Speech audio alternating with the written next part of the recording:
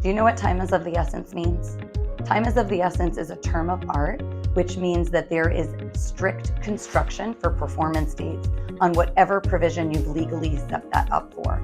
So for example, if a purchase and sales agreement is subject to time is of the essence, closing on July 15th, and the parties don't execute as of July 15th, then you are going to have default provision. In that situation, buyer would no longer be able to keep their deposit. Seller would get to keep the money if the buyer was the reason for the delay. Now, in Rhode Island, we don't have time is of the essence as a matter of course in our standard contracts. So it is routine for the parties to recognize that the contract date is only what we call a target date. It's a soft date. If for some reason the buyer needs more time, if for some reason the seller is unable to vacate and needs more time, it is routine for those transactions to be extended.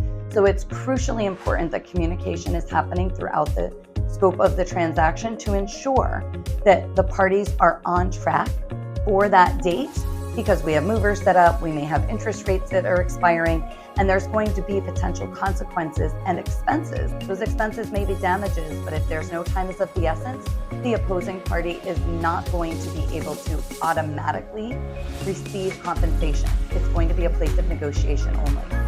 And side note, did you know that the purchase and sales contract date is typically now going to be used as the buyer's performance date?